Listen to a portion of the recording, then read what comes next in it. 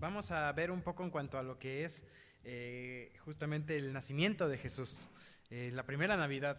Y hoy tenemos tres pasajes particularmente que vamos a estar viendo. Primero vamos a ver el de Mateo, bueno, vamos a ver Mateo 1, Mateo 2, también vamos a ver Lucas. Entonces, tenemos mucho contenido, pero pues vamos a disfrutar también ese tiempo, ¿no? A lo mejor son pasajes que conocemos, que son bastante comunes para nosotros, porque los escuchamos cada año, mientras que hay otros pasajes de la Biblia que a veces pasan varios años y no escuchamos una predicación al respecto o no escuchamos nada. Y en cambio cuando llega la Navidad, pues estos pasajes abundan, pero así como abundan también es la importancia de los pasajes. La venida de Cristo, claro que es uno de los temas centrales de la Biblia. Realmente toda la Biblia, el Antiguo Testamento apunta hacia ese día. Y vamos viendo señales a lo largo de toda la Biblia apuntando hacia el día de la venida de nuestro Salvador. Así entonces, pues aun cuando es un tema recurrente, es un tema que tenemos que tener bien presente en nuestras mentes, en nuestros corazones, cuando Cristo vino. Y bueno, pensamos, el bosquejo lo tengo dividido no tanto como predicación, lo tengo dividido, como hemos visto otros puntos también, más como estudio.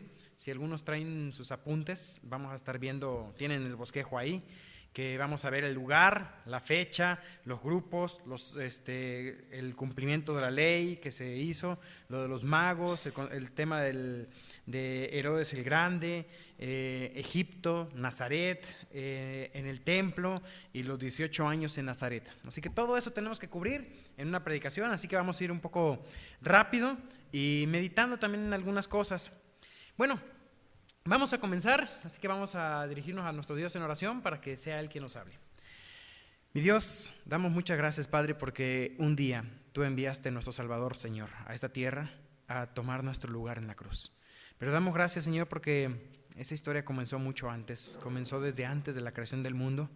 Señor, gracias por todas esas profecías también que encontramos en el Antiguo Testamento que apuntan, mi Dios, al día de la primera venida de nuestro Salvador, cuando se encarnó, nació de la Virgen María.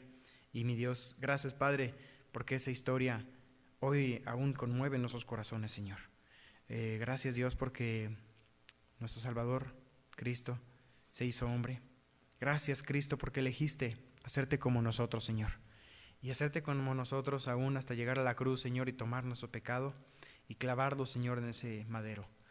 Damos gracias, Padre, por la salvación que nos has dado, porque así como Cristo se hizo hombre, también Tú un día nos harás como Él es.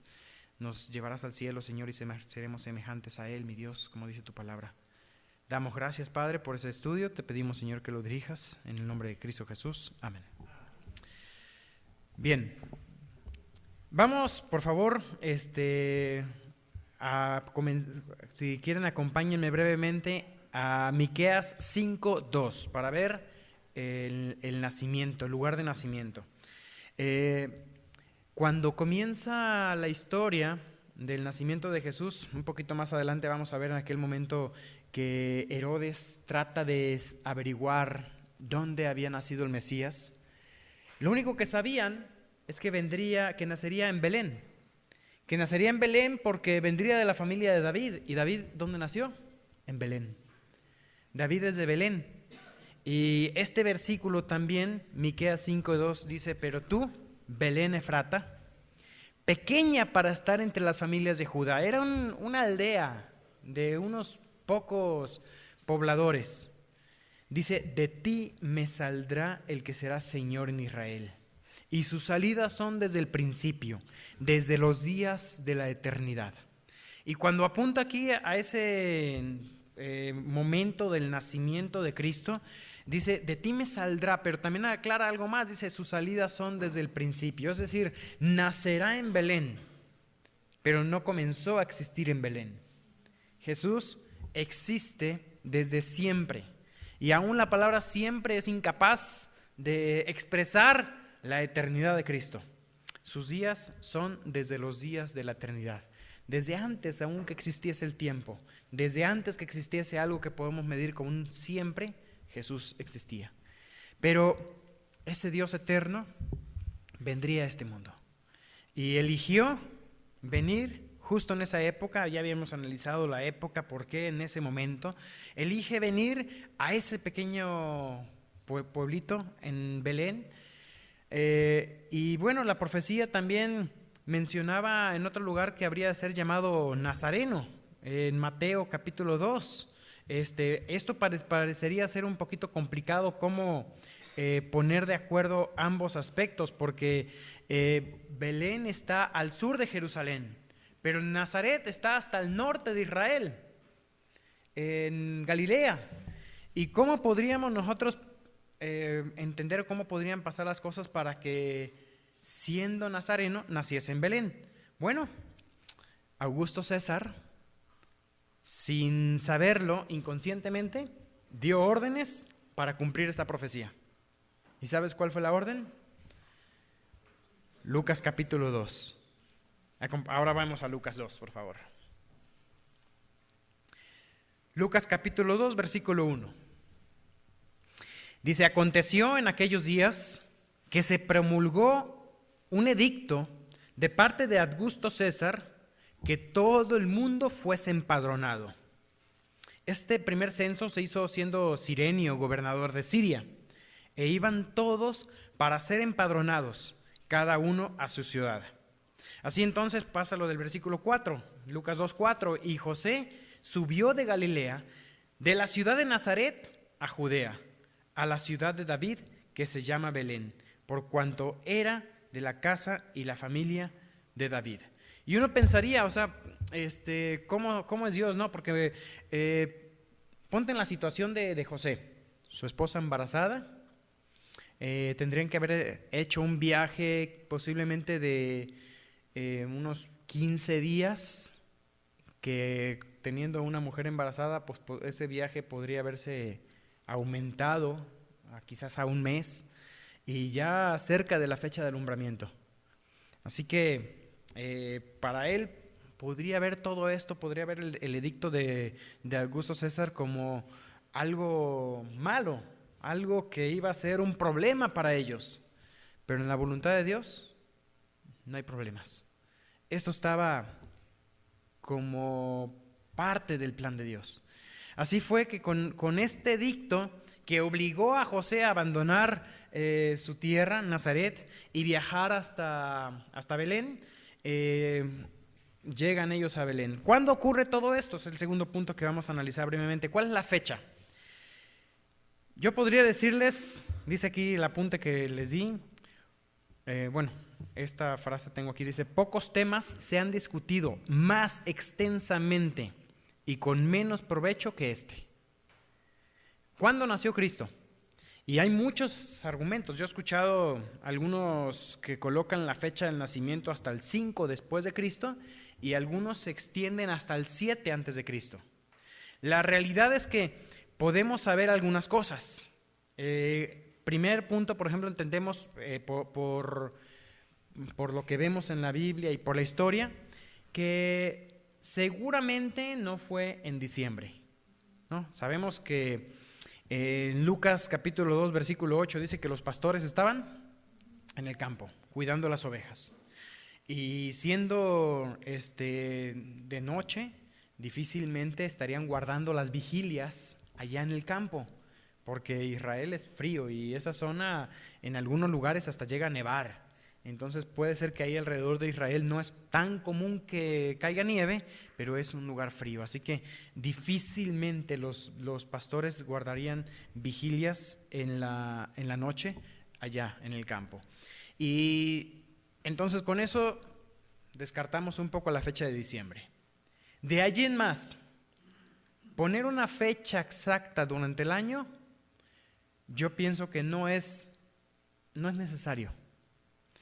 Hoy en día celebramos mucho, ¿no? La Navidad, y es una buena época para aprovechar compartir el Evangelio.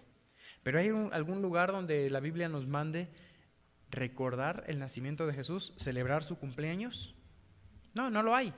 No digo que sea pecado, como algunos, no sé, los testigos de Jehová dicen que no, la Navidad no, es malo y punto. Yo no estoy diciendo eso. Aprovechemos esa época, es una linda época para que la gente piense en el nacimiento de Jesús. Sabemos, no fue la época y podemos aprovecharlo. Pero la Biblia nunca me manda a celebrar el nacimiento de Jesús. ¿Sabes qué sí me manda a recordar? Su muerte y resurrección. La Santa Cena.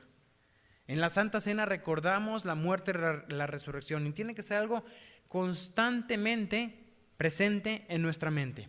Cuando yo pienso en su muerte y resurrección, debo analizar mi vida, analizar mi situación delante de Dios, confesar pecado y arreglar cuentas con Él. Así que Dios me manda a pensar no en su nacimiento, sí en su muerte. Pero la oportunidad está de que en Navidad la gente está susceptible. Aprovechemos esa época, hablemos de Cristo. Y yo quiero desafiarte, ya vienen las fechas de Navidad, quiero desafiarte a que en esta Navidad tengas oportunidades para hablar de Él.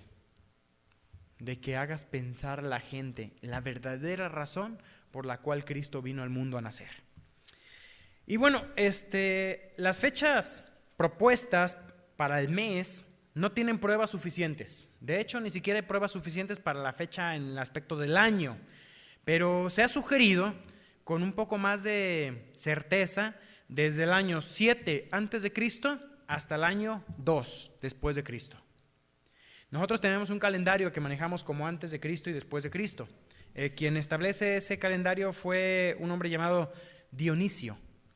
Y algunos calendarios, por ejemplo, en inglés es muy común que en lugar de poner AC antes de Cristo, ponen BD, que significa antes de Dionisio, para sacar esa fecha. Entonces, valga el tema ahí, hay gente que no le gusta usar ese punto, pero no vamos a discutir al respecto, ¿verdad?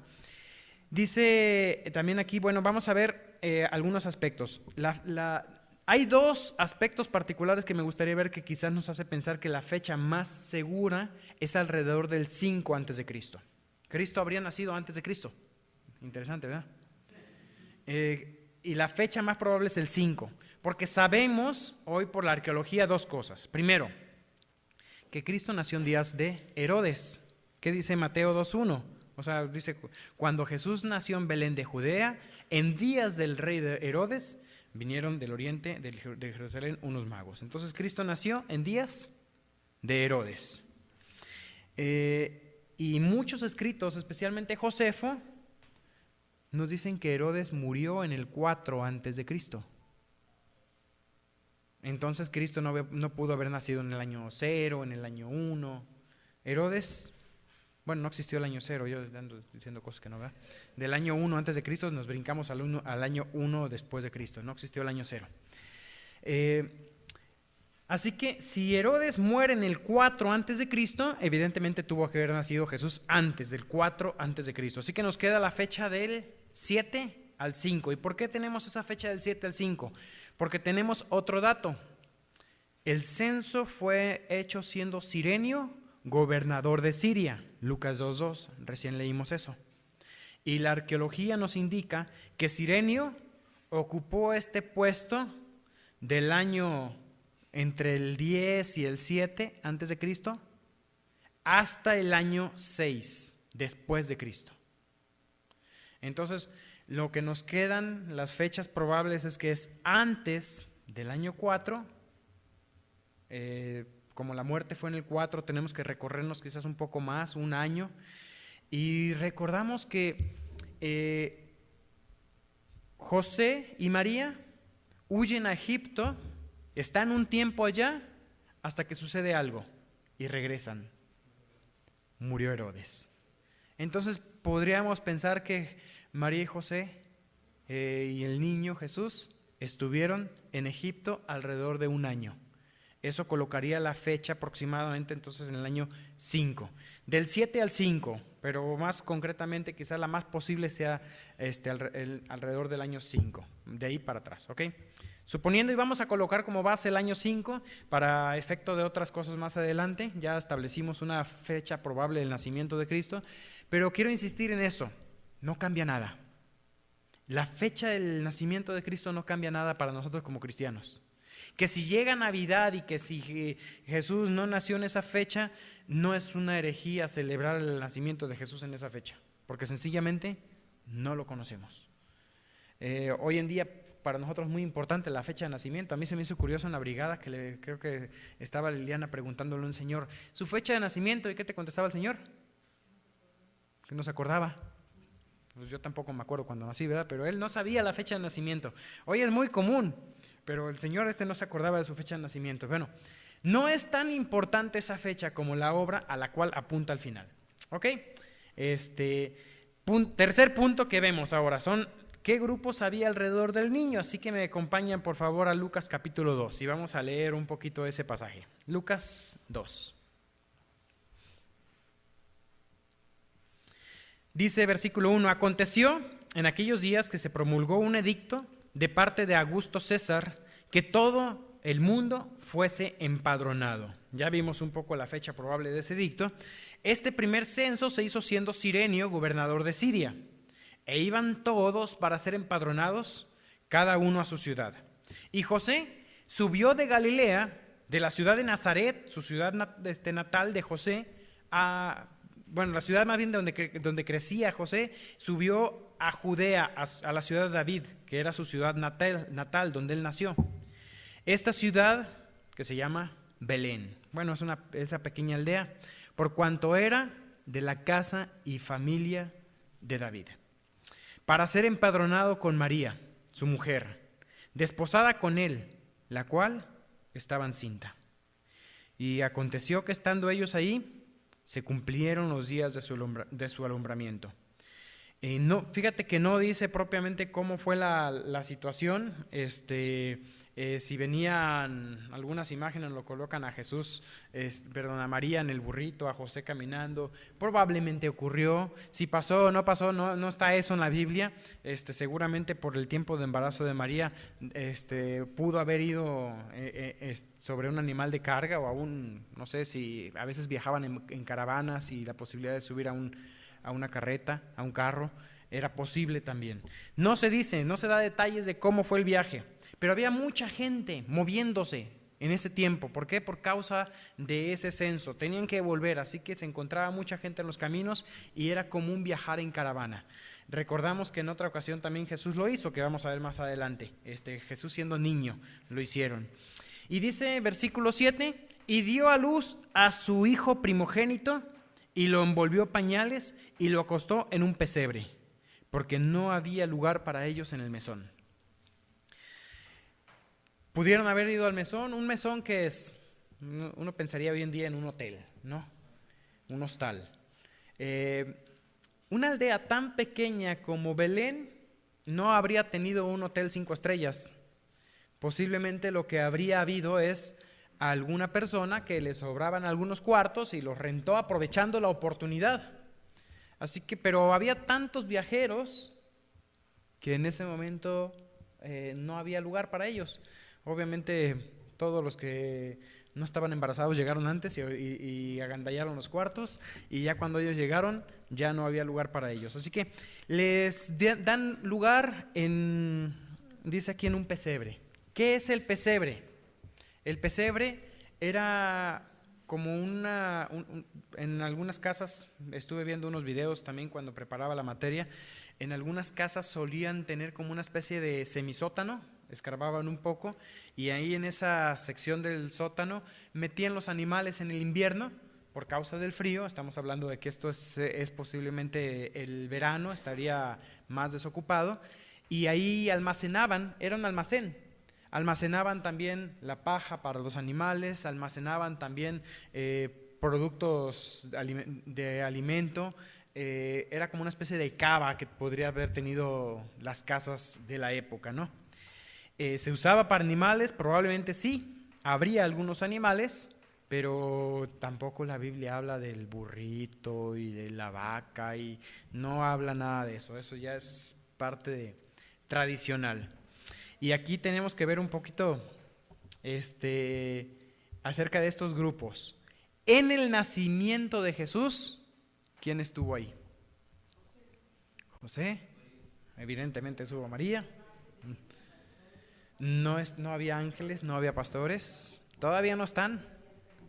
Probablemente algún animal, probablemente.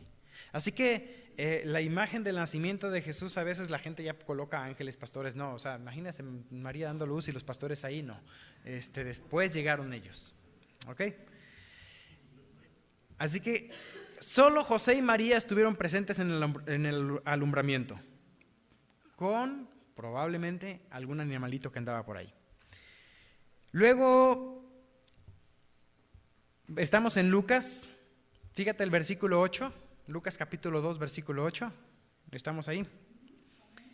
Dice que había pastores en la misma región. Ahí ahora sí vamos a colocar a los pastores, pero no en el nacimiento, sino tiempo después.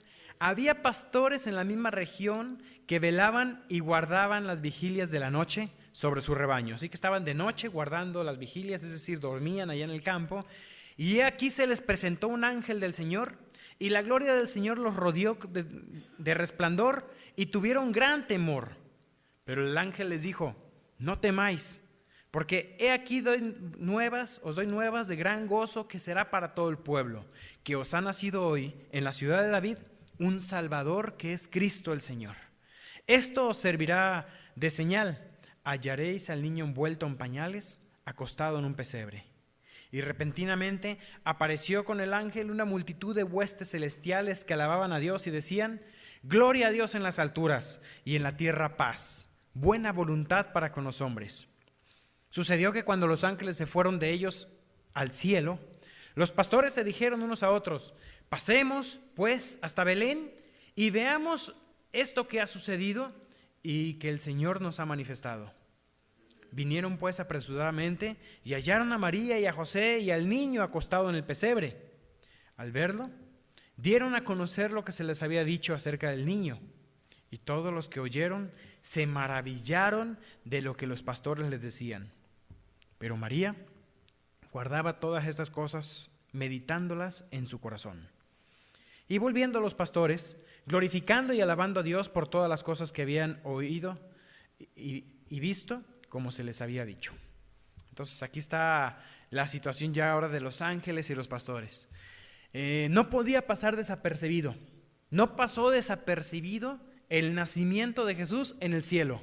Los ángeles tenían la intención y quizás morían de ganas de poder cantar en coro, y la audiencia de este coro angelical fueron sencillamente unos pastores en el campo. Imagínate tú ir a un concierto, y la gente quiere ir a un concierto, pero un concierto de ángeles. Qué privilegio el de esos pastores, ¿no?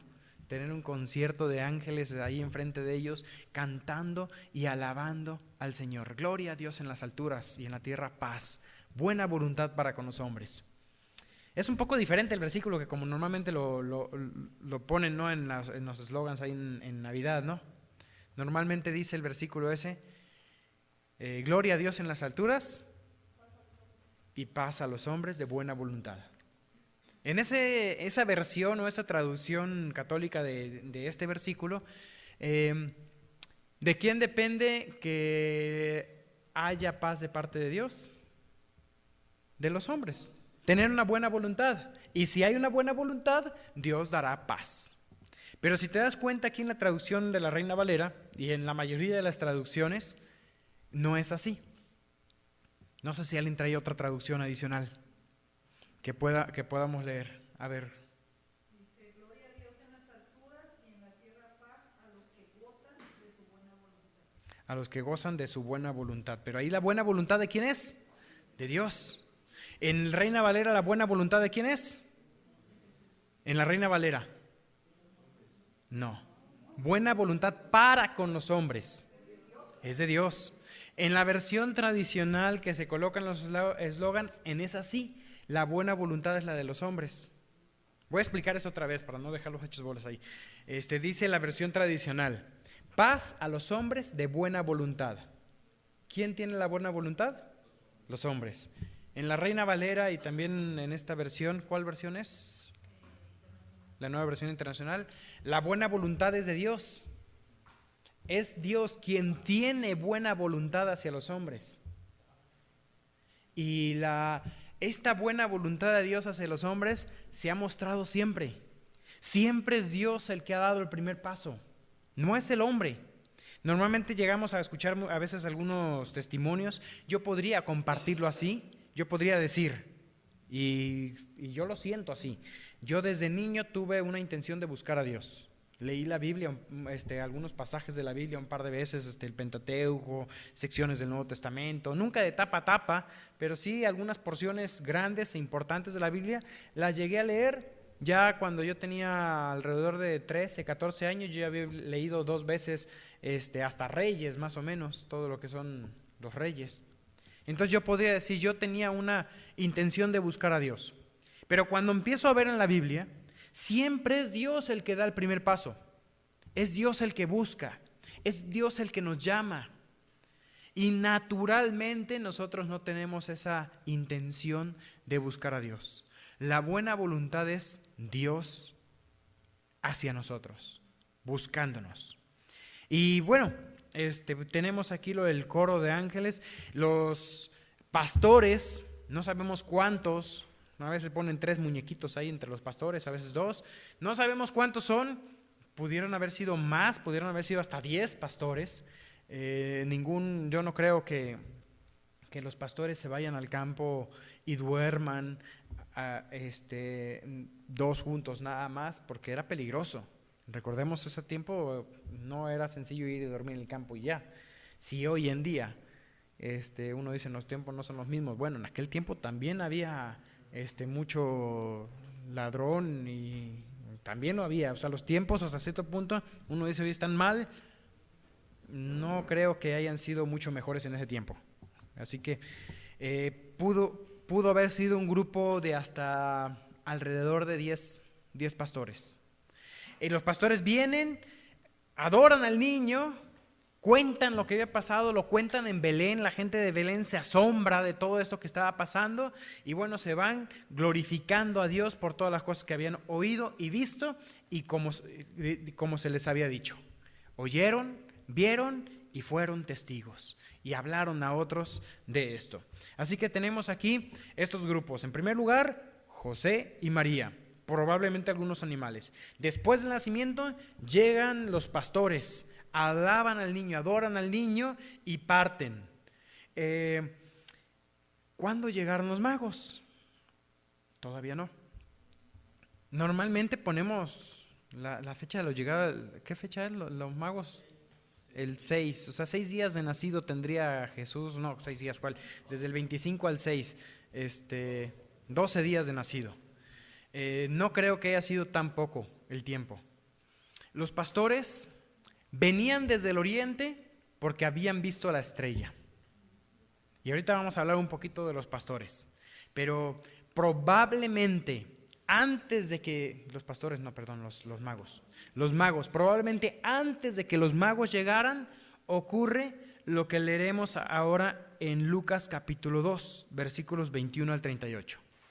Ahora vamos ahí, estamos en Lucas 2.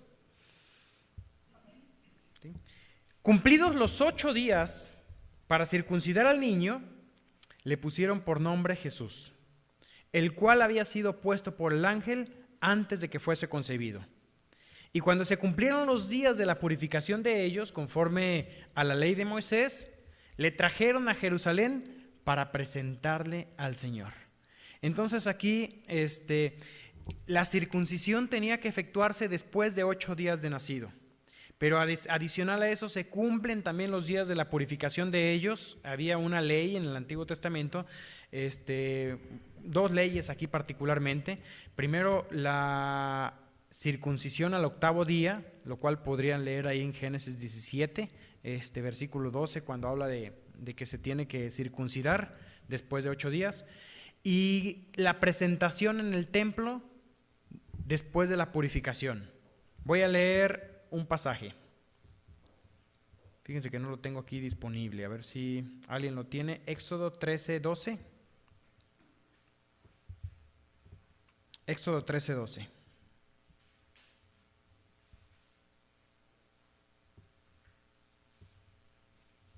Dedicarás a Jehová todo aquel que abriere matriz, y asimismo todo primer nacido de tus animales, los machos serán de Jehová. Ok, Aquí estamos en la presentación al templo ¿de quién? Del recién nacido. Y hay otro pasaje también, Números 18, 15 al 16, que también nos habla de la presentación del recién nacido. Números 18, 15 al 16.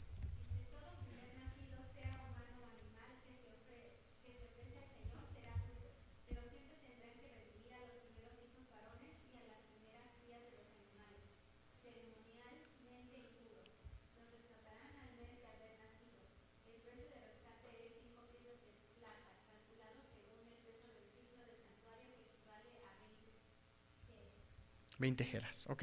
Aquí está un precio también que tienen que pagar de rescate. ¿Por qué? Porque recordemos que todo primer varón le pertenece ¿a quién? A Dios. ¿Desde cuándo se establece esa ley? Desde el día que salen de Egipto, desde la Pascua, cuando habían muerto todos los primeros nacidos.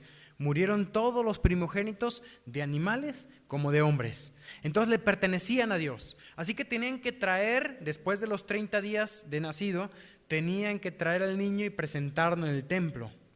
Y hay otra más. Dice también aquí, lo que habíamos leído es después de la purificación de ellos. ¿De quiénes?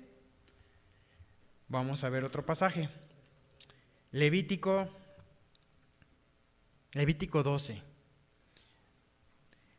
¿Por qué estamos viendo esto? Porque cuando hablamos de Jesús, recordemos que Jesús nació bajo la ley, cumplió la ley, y Él tenía que cumplir estas leyes.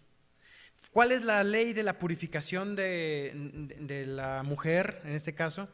Versículo 1, estoy en Levítico 12:1, habló Jehová a Moisés diciendo, habla a los hijos de Israel y diles, la mujer cuando conciba y dé a luz varón, será inmunda 7 días, conforme a los días de su menstruación será inmunda. Y al 8º día se circuncidará al niño, mas ella permanecerá 33 días purificándose de su sangre, ninguna cosa santa tocará, ni vendrá al santuario hasta que sean cumplidos los días de su purificación.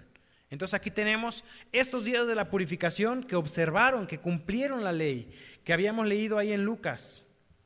¿Y qué hicieron? Vamos a leer otra vez en Lucas. Regresemos ya con esto en mente. Les digo que esto es más clase que predicación, ¿verdad? Así que regresemos con estos conceptos en mente. La circuncisión del niño, la purificación de los padres y el pago del rescate del niño. Veíamos lo de las piezas de plata, pero también había una posibilidad. Cuando la gente era muy pobre y no podía pagar las 30 piezas de plata, tenía otra opción. Vamos a leer Lucas. ¿Están ahí? Lucas 2:21. Cumplidos los 8 días para circuncidar al niño, le pusieron por nombre Jesús, como habíamos leído ya. Y dice versículo 22, cuando se cumplieron los días de la purificación de ellos, conforme a la ley de Moisés, le trajeron a Jerusalén para presentarle al Señor. Estaba muy cerca el templo de Belén.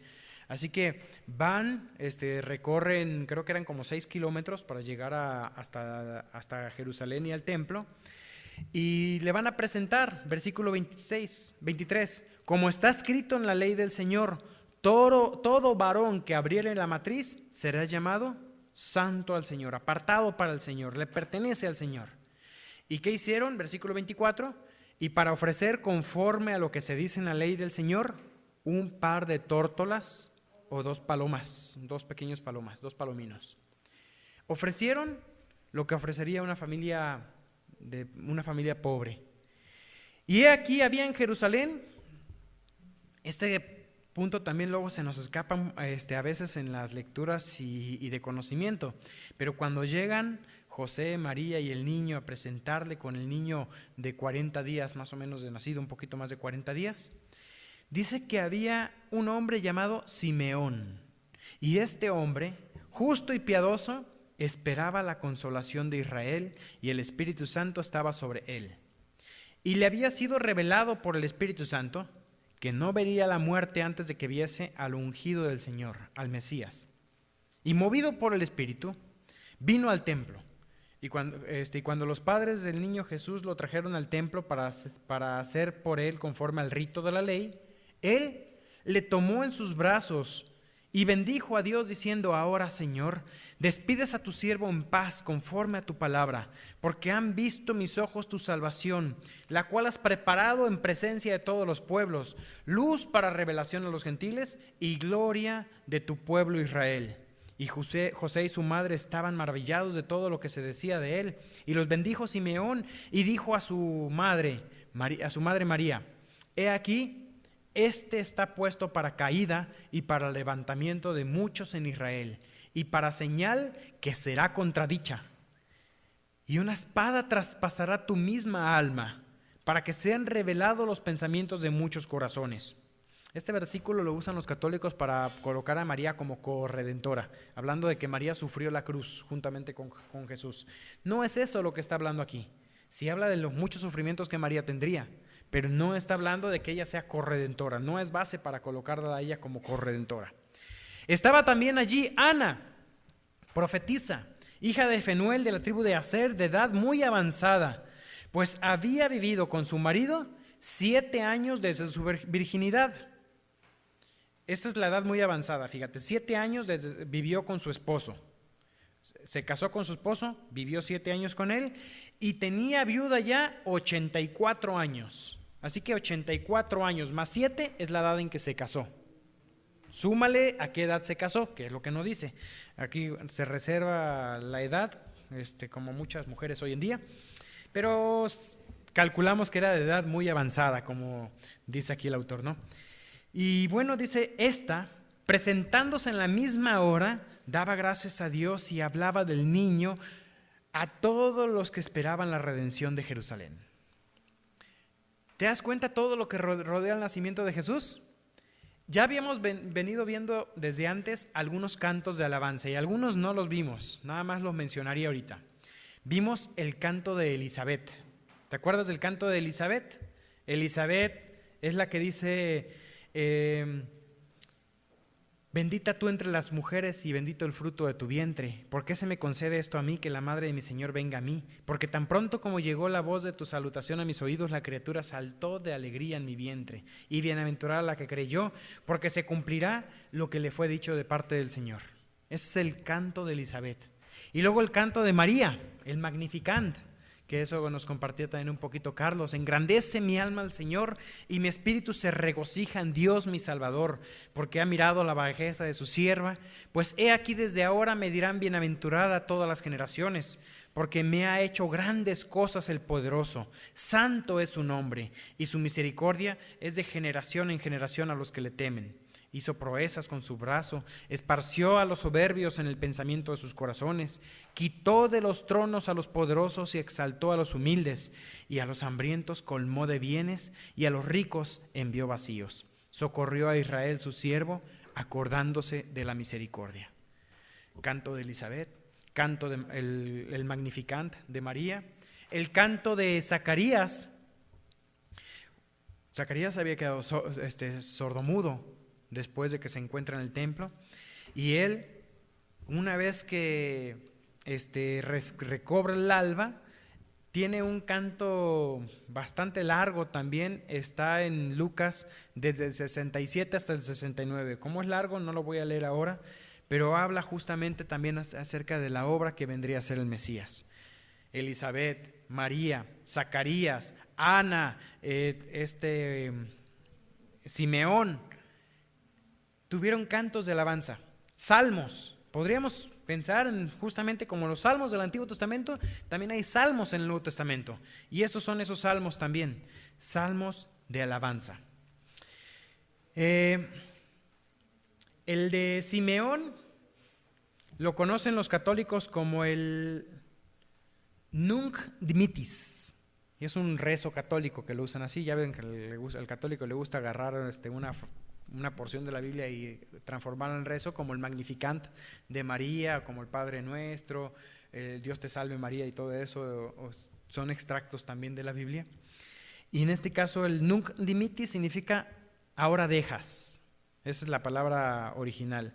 ¿Por qué así? Porque en el versículo 29, Lucas 2:29, decía Simeón: ahora, Señor, despides a tu siervo en paz. Ahora dejas a tu siervo en paz. Ya puedo dormir tranquilo, morir tranquilo. Todas estas bendiciones proféticas confesaban a Cristo como el Mesías. Los pastores confesaban a Cristo como el Mesías. Así que las señales eran muchas, eran evidentes.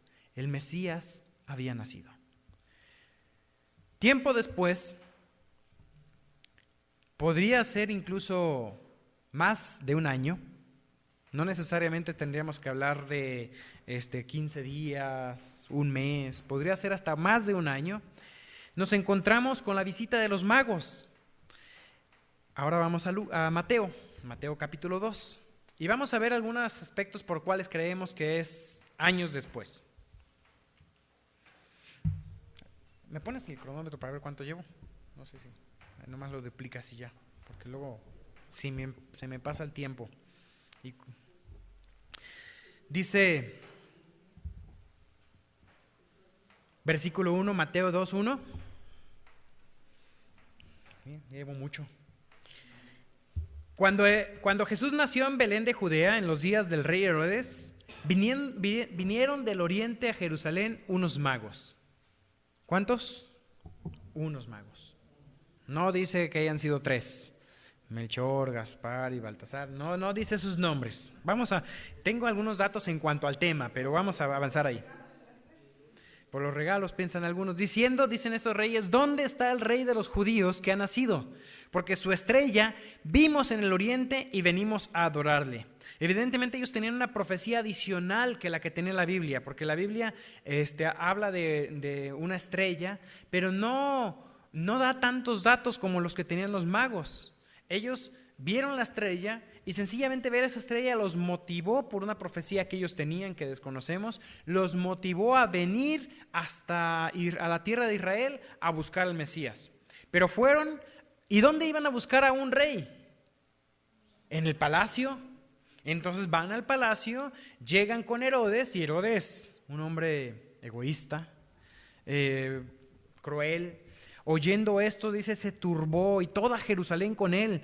Y convocados todos los principales sacerdotes, los escribas del pueblo, les preguntó dónde había de nacer el Cristo, porque aún este dato no lo tenían los magos. Y ellos dijeron, en Belén de Judea, porque así está escrito por el profeta. Y tú, Belén, tierra de Judá, ¿no eres la más pequeña entre los príncipes de Judá? Porque de ti, no eres la más pequeña entre los príncipes de Judá, porque de ti saldrá un guiador que apacentará a mi pueblo Israel. Entonces Herodes, llamando en secreto a los magos, indagó de ellos diligentemente el tiempo de la aparición de la estrella, es decir, ¿hace cuánto que viste la estrella?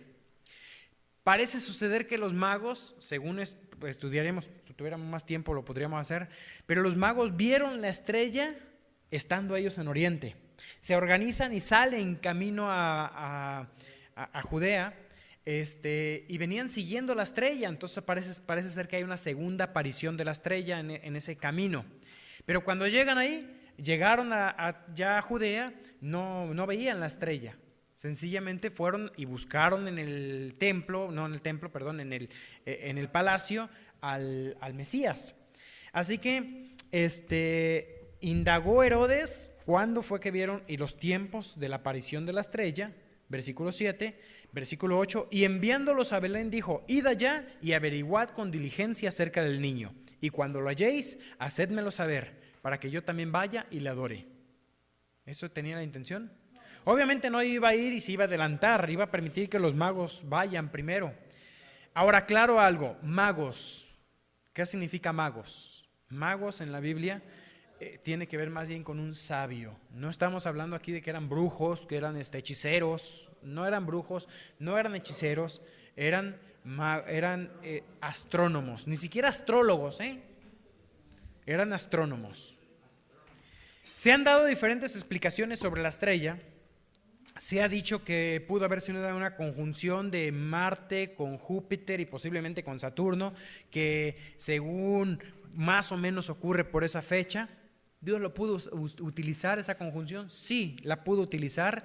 Se ha hablado de una supernova, se ha encontrado también en algún lugar de la galaxia una supernova que explotó, que dicen que habría sido tan potente que se habría visto aquí en la tierra muy fuerte y habría sido por esa época. Dios pudo usar la supernova también, sí, pudo usarlo, pero posiblemente esas hayan sido la señal que vieron cuando estaban allá, en Oriente, pero cuando llegan de nuevo aquí, ya no es ni supernova, ni es conjunción de estrellas o de planetas. ¿Qué sucede aquí? Vamos a ver, estaban en Jerusalén, no habían visto la estrella, y ellos, versículo 9, habiendo oído al rey, se fueron, y he aquí la estrella que habían visto en el oriente, iba delante de ellos, hasta que llegando, se detuvo donde estaba el niño. ¿Puede una estrella hacer eso?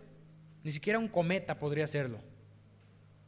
Entonces, ¿qué es esto? Esto es obra de Dios. Muy probablemente también sea un ángel que hayan visto a lo lejos, lo ven como una estrella, pudo haber sido. La cuestión es que aquí la estrella los iba guiando, iba delante de ellos, hasta que llegan donde está el niño y se detiene.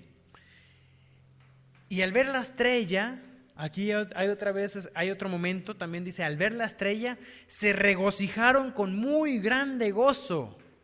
Versículo 11, ¿y entraron a dónde? No dice pesebre. Ya están en una casa. Habría pasado el tiempo y ahora los encontramos en una casa. Vieron al niño con su madre María y postrándose, lo adoraron. Y abriendo sus tesoros le ofrecieron presentes, oro, incienso y mirra. Por eso algunos piensan que son tres, porque son tres regalos. Creo que es leer entre líneas, estamos diciendo algo que no dice la Biblia. Si son tres, no hay problema, pero realmente no podemos afirmar ni sus nombres tampoco. Pero siendo avisados por revelación en sueños que no volviesen a Herodes, regresaron a su tierra por otro camino. Oro, incienso y mirra. Venían del oriente, sin especificar países. En un pseudoevangelio, el pseudoevangelio de Tomás, se dice que tenían algún vínculo familiar entre ellos y también que llegaron ellos con 3 legiones de soldados, una de Persia, una de Babilonia y otra de Asia. Según algunas interpretaciones posteriores que se hicieron, los magos fueron considerados originarios de Europa, Asia y África, respectivamente. Pero con respecto a los nombres de Melchor, Gaspar y Baltasar, las primeras referencias a esos nombres se remontan al siglo V, o sea, al año 400. Entonces no es más que tradición al respecto. Hay algunos datos extrabíblicos, podrían considerarse tradicionales, tienen no mucha validez histórica, sino más bien tradicional, pero son algunos datos que vale la pena conocer. ¿Ok? El significado de los regalos también es importante. No, oro habla de deidad. Incienso, es que normalmente le ponen mucho. Por ejemplo, hay algunos hablan que el incienso es deidad, el oro es su realeza. Pudo haber sido también oro, realeza, incienso, deidad. La mirra, lo que más, o sea, una manera más, ¿cómo diría? Tradicional o más conservadora de interpretar el oro podría ser deidad, el incienso podría referirse a su deidad o también a su sacerdocio, y la mirra era símbolo del sufrimiento, de su sacrificio. Entonces, eso sería el simbolismo. Pero, siendo honestos, para hablar de ese simbolismo estamos diciendo cosas que la Biblia no dice claramente. Sencillamente estamos suponiendo lo que podrían haber significado. Pero una cosa queda claro: necesitaban oro. El incienso y la mirra eran valiosos también. Esos regalos muy probablemente sirvieron para financiar el viaje a Egipto. No habría sido algo, porque ellos recibieron oro, incienso y mirra, regresaron y seguían siendo pobres. Así que una familia pobre no podría haber huido a Egipto de la manera que lo hicieron ellos y vivido allá durante ese tiempo si no fuese por esos regalos que reciben. Otras cosas más que solamente por cuestión del tiempo tengo que mencionar. Luego viene el tema de Herodes. Herodes, un rey temeroso de que alguien le arrebatase el trono, cruel, que él tenía miedo de que alguien usurpara su lugar, mandó a matar a todos los niños menores de 2 años. Ahí podemos recordar un poquito que Herodes había indagado diligentemente respecto a ¿qué? Al tiempo del aparecimiento de la estrella. Entonces él con eso habría calculado que el niño tendría menos de 2 años de nacido. Así que manda a matar a todos los niños menores de 2 años de Belén. Se cumple una profecía con eso también. Oseas dice, Jeremías 31:15. Así ha dicho Jehová: voz fue oída en Ramá, llanto y lloro amargo. Raquel, que lamenta por sus hijos y no quiso ser consolada acerca de sus hijos porque perecieron. Esa es la profecía que se cumple ahí. Se van a Nazaret huyendo porque Dios da aviso a José que debían huir a Egipto. Se cumple Oseas 11:1 que dice: de Egipto llamé a mi hijo. Y yo creo que hasta ahí lo vamos a ver. Vamos a ver la historia del templo, quizás mencionada nada más en el siguiente estudio. Pero sacando algunas aplicaciones aquí hacia nuestras vidas. El nacimiento de Jesús fue algo que revolucionó el cielo y que revolucionó una zona de la tierra. Pero el nacimiento de Jesús tiene que ser algo también que revolucione nuestros corazones. La gente que sabía de las profecías de Jesús, como vemos en nuestros cantos, no callaron. Tenemos a Simeón, tenemos a Ana, que ellos anhelaban ver ese día. Y nosotros, si bien no lo vimos físicamente, Jesús ha nacido en nuestros corazones, ha venido en mi corazón. Y eso tiene que revolucionar mi corazón también. ¿Cómo? En muchos aspectos, en un aspecto de entrega. Dios se entregó por mí. Cristo se hizo hombre, se humilló por mí. Y lo cual a mí también me convierte y me debe convertir en un siervo suyo, en agradecimiento a lo que Él ha hecho.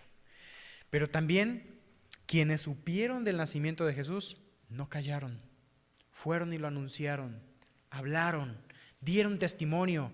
Los pastores, Simeón, Ana, los otros profetas también que habíamos visto, Zacarías, Elizabeth, la misma María, fueron personas que alabaron al Señor y lo dieron a conocer. Si tú te has encontrado con Jesús, se tiene que ver en que tú lo hablas de Él, en que la gente escuche de Él. Viene Navidad. Yo en un momento me ponía a pensar si mejor suspendía esa predicación y dejarla mejor para Navidad, pero a veces el desafío de dar a conocer a Jesús hay que tenerlo antes. Hay que conocer esta historia para que cuando llegue Navidad sepas lo que tienes que hablar y lo hables. Habla de esos cantos de alabanza. Da a conocer a Cristo, que lo escuche la gente. Vamos a terminar orando. Padre, gracias, Señor. Gracias, Padre, porque enviaste a tu Hijo a este mundo. Gracias, mi Dios, porque ese amor se ha dado a conocer a nosotros. Alguien nos habló y hoy podemos también nosotros hablarle a muchas personas acerca de una vida cambiada por tu gracia. Mi Dios, alabamos tu nombre. Venimos a bendecirte por la obra que tú has hecho en nosotros. Una obra que ha transformado nuestras vidas, mi Dios, y que esa transformación de vida otras personas deben de notarla y deben escuchar de nuestros labios cantos de alabanza. Deben de escuchar de nuestros labios las profecías en cuanto a Cristo y lo que nos espera también si creemos en Él, o aún lo que espera si le rechazan. Damos gracias, Padre, por ese tiempo. Damos gracias, Dios, por esta historia que ha cambiado nuestras vidas y que hoy queremos llevarla a todos aquellos que no te conocen. Damos gracias en nombre de Jesús. Amén.